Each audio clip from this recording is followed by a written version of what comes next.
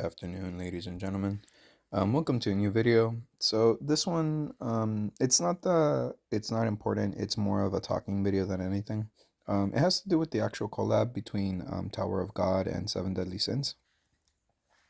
I'm gonna be looking at the characters. I actually haven't really gotten lucky with any of the polls. I'm actually gonna get pretty close to the 300 mark right now. Um, just to see if I can get any of the new characters. Looking at them right now, I would say that they're pretty decent. Just looking at like the at the passives, especially when you have a very large passive. Generally speaking, those passives are pretty useful. From what I can see, for example, looking at this guy over here, and it's Free Spirit, Heroic Muzinum, a damage dealer who protects allies and unleashes powerful single target attacks. Right now, I would say, for example, the really good thing about him is so it's a taunt, right? So what that means is that at the beginning of the turn, he taunts everybody. So, like let's say you're running somebody like who would be good for that? Let's say you're running like Chaos Arthur, right? And he needs some time to like proc up and get up there in terms of dealing damage. Because the way his passive works is it ramps up as the battle goes on. Um, he would be really good with that because what he would do is he puts in that barrier, right? And the Shinso barrier creates a barrier equal to 300% of the hero's initial attack, damage taken minus 80%, and then increases all stats of the hero for each ally participating in battle, taunts all enemies for one turn, and then at the very least, from what I can see, for example, start at the allies. It considers anything an ally, so that's actually really broken as far as I can tell, because I don't see any restrictions for the allies. So increases all stats of the hero by 5% for each ally participating in battle. Taunts all enemies for one turn at the start of the battle. At the start of the battle, applies power of the king on the hero, and then Shinsu barrier on allies for 2 turns. Power of the King, attack related stats plus 30%, damage dealt with single target attacks plus 30%. Shinsu Barrier creates a barrier equal to 300% of the hero's initial attack, damage taken minus 80%. At the start of the ally's turn, decreases the hero's damage by 20% for each Shinsu Barrier removed for 2 turns, stacks 4 times. And so let me see. Hmm.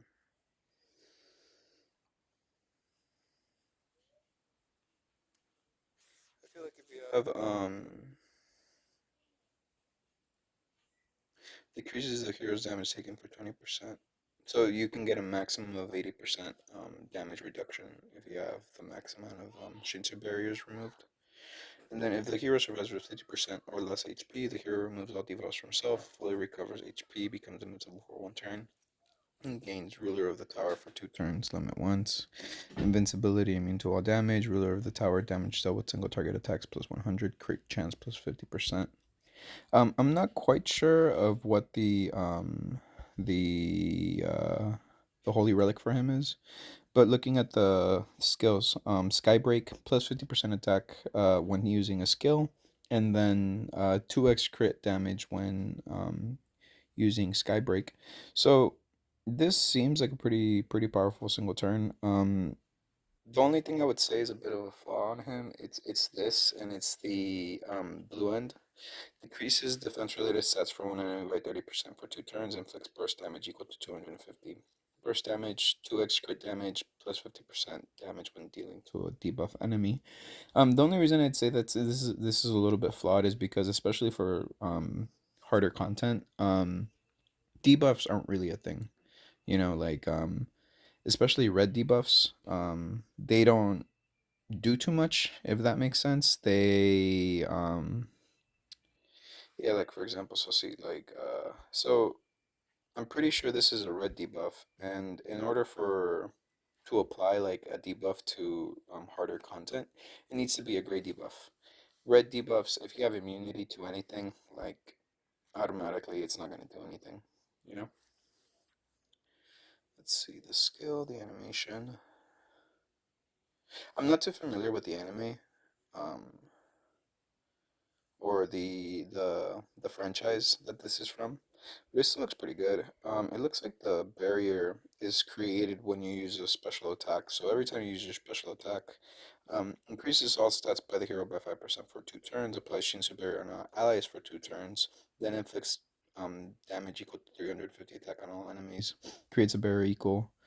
So see, for example, that Shinsu barrier, if you have 3 allies, you remove 3 allies, they all lose the barrier, so that's a 60% damage reduction once the Shinsu barrier comes off. And he gets that damage reduction for 2 turns for having those barriers removed. And I would say he would be a very good fit with the human team. Honestly, any team, just because it's very open. You know, it says for each ally participating in battle, it doesn't specify what kind of ally it needs to be. It can be a demon, it can be a human, not unique. Excuse me, an unknown. Whatever it may be, it's going to be an ally. Now, looking at the Red Flame Princess, Iwa, um, let's see, the unique increases the hero's basic stats by 5% for each human ally. So this one specifies this is a human team based character.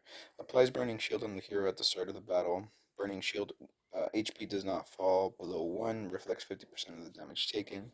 The effect is removed when taking damage 4 times from the enemy's skills during the enemy's turn. Applies Flame of the Family on all heroes on the battlefield at the end of the enemy's turn and at the start of the ally's turn, stacks up to 2 times. Flame of the Family decreases the target's remaining HP at the end of the ally's turns.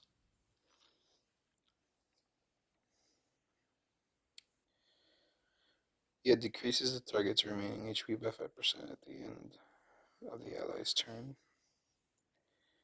On all heroes at the end of the enemy's turn at the start of the ally's turn. When the hero uses a skill, all Flame of the Family effects are removed from all heroes, and the hero's damage dealt and crit increase release increased by 10% for each Flame of the Family. Stacks up to 240%. Jesus Christ. So, from the way that I understand it, let me see the Firestorm damage equal to 200% attack on one enemy, 2x crit chance increased, 2x pierce increased, plus 30% damage for every ignite on the target. She would actually work really well with what's his face, Kyo, I think, because Kyo's passive just applies uh burning on them all the time, and it's a human, and he's pretty tanky, especially because I think the more flames he applies on the enemies, the more damage reduction he gets. And then Spark, damage equal to 300% attack on all enemies. This is an AoE attack. Spark damage dealt 1.5 crit and crit chance 2% per 1% of the diminished HP when using skill. So, it's kind of based on this. And I'm not really focusing too much on ultimates because I know ultimates are really good. But the thing is, a lot of the time when you're fighting, you're not going to be using your ultimates, especially in PvP.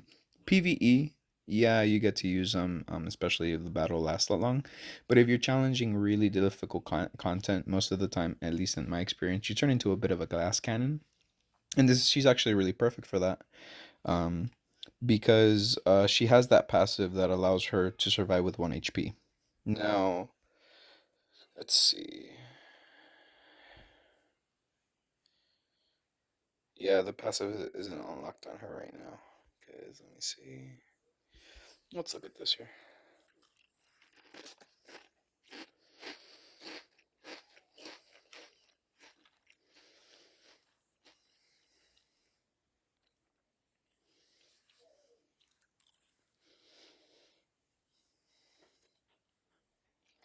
Oh, shit. Okay. Hmm. She deals Ignite with her ultimate.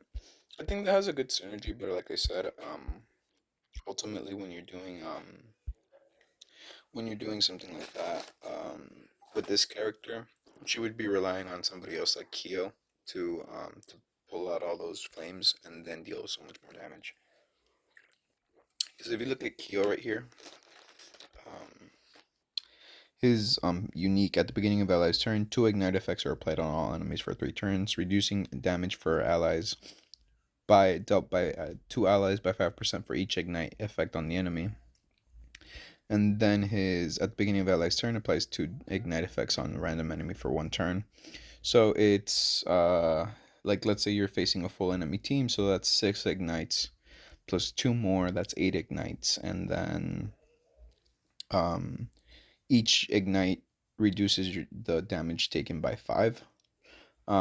Again, this would be a very PvP centered um unit because, for example, him right here, I feel like he would be able to deal damage regardless of what kind of situation he's in because he gets invincibility once he's 50% HP or less. Yeah, you could, one hit KO him, if you're fast enough or if you're strong enough. But if he survives with even a little bit of HP, he's going to be a pain in your ass for the next four turns. Or actually, yeah, for the next two turns. Yeah, he's going to be a pain in the ass. So, yeah, I mean, I think these two units are really powerful. I think it's just a matter of like actually getting lucky enough to pull them. I would say the other guys, like the other like you get Slayer candidate Jovial Grace for free. You get Princess, Zahard, and Secret Floor. I'm not too sure. Halloween Gother, always decent. Chosen King, Battlefield Princess, Tundra Hunter, Master of the Light. These guys are pretty old. I think the only one I'm not too familiar is Curse of Greed. But even then, I would have to kind of like read up on it to see what's up. It's not a bad let me rephrase that. It's not a terrible banner, especially because of these two guys, Free Spirit and Red Flame Princess. But I mean, I wouldn't drop a whole lot of money trying to max them out. And yeah, I think that's kind of about it for this particular video. I already completed all of the towers, event towers. If you have a Liz and the Melee and you max them out, you should be able to take this thing down. They're not too difficult. There's a couple of things in there that's a little bit strange because of the debuffs that they randomly apply throughout the stages. I think especially towards the last two stages, the debuff applied, what it does is it can remove like your attack, it can remove your ability to use debuffs, but usually they only last one turn. So as long as you have a decent team, decently strong enough team, you should be fine. And yeah, I think that's about it. Don't forget to do Hawk's treasure chest. I'm gonna go ahead and do that right now. You just open them. There's no like limits to how many you can open. You get your daily these, and then the higher this goes up, I think once you get 100, that's when you get like an extra large reward. But yeah, um, let me see if I can do a quick battle here because I kind of want to show the other character off a little bit because I did max him out. I do kind of regret it a little bit just because I don't really see myself using that character that often. Well, eventually I'm planning on maxing out all the characters, so it's just a matter of like being patient and being like, oh, okay, well, you know, let me see. Let's add in some random person. There you go. And then the person I did say he was going to replace was her Power of the Thorn. And I would say, yeah, can replace. Hmm.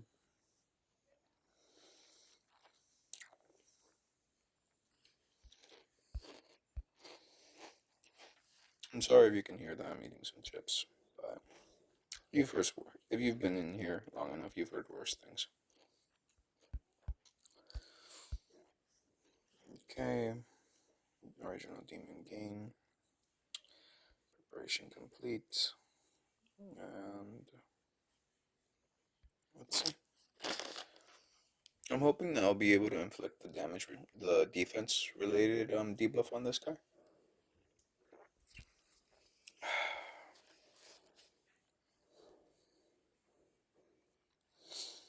I would say that the new units are meta. Like what I mean by meta is like they're at the stage where, let me see, two and three. That should proc up Gother's passive.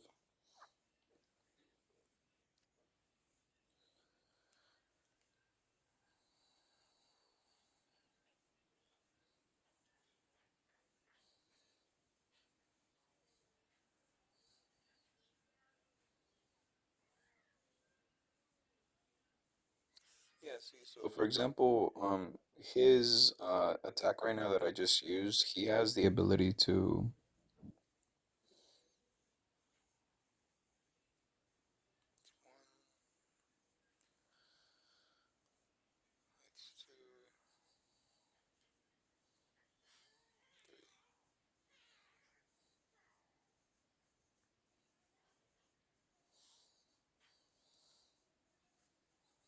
One, two, and I would say three, because the melee on the other team should be able to take care of this face. There we go.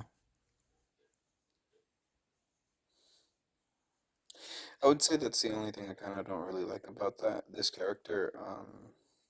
It takes a little bit to proc him up because you have to wait for the thorns, the power of the thorn to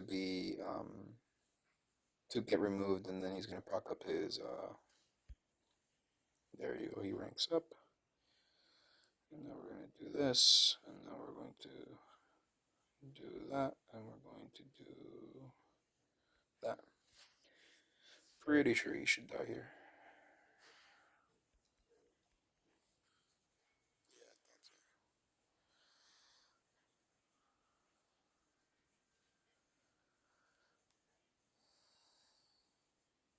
I'm not gonna lie. This melee is hard carrying this team right now.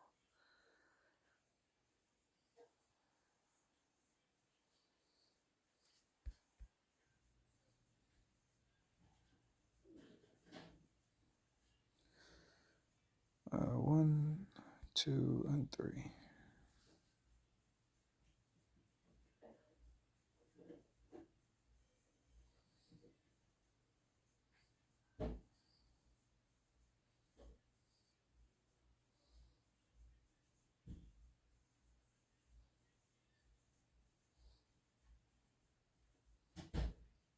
Oh my god, that is pathetic.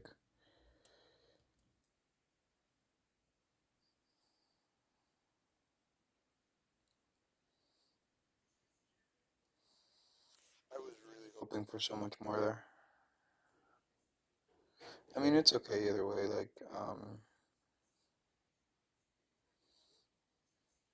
Hmm. Yeah, see, I was thinking that he might replace that girl, but honestly, considering the amount of damage that I'm seeing right now, I don't see how. It could also just be that Melly and Liz are not really like the units for this battle.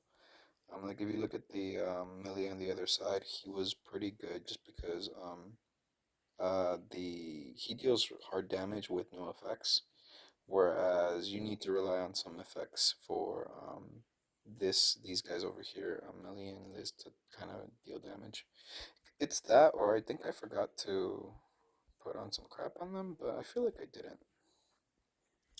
Well, that was a little bit disappointing. But I still got my mats, so that's a net positive in my eyes here. So what I'm going to do here is I'm going to do one more, the Vanya, and let's see.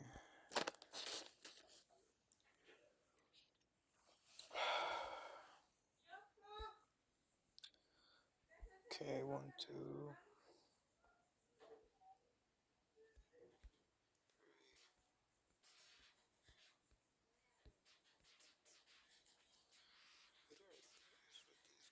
I feel like I don't need to replace anybody honestly, because Halloween Gother does damage.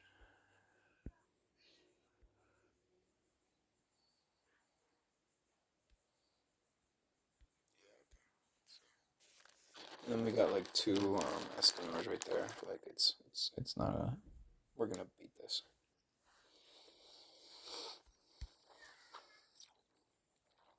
I think I forgot to add in the food to get more mats, but it's fine.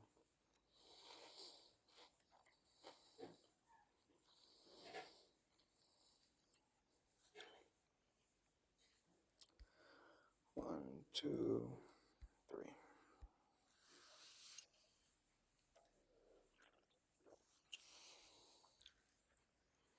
I feel like she's been power crept so hard. Like, you'll see what I mean.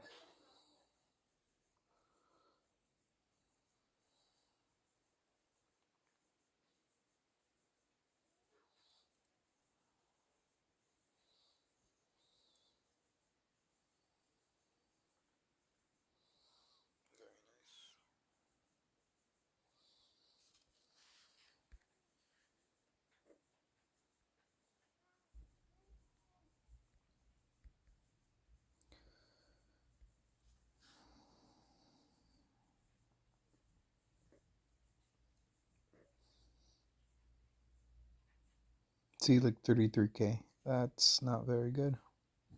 15K. Eesh.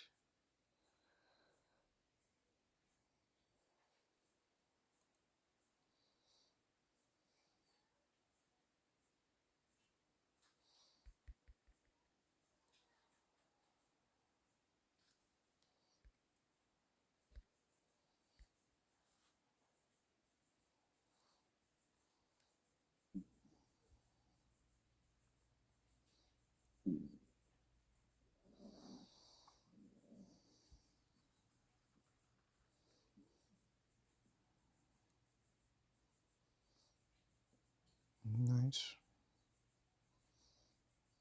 Very nice.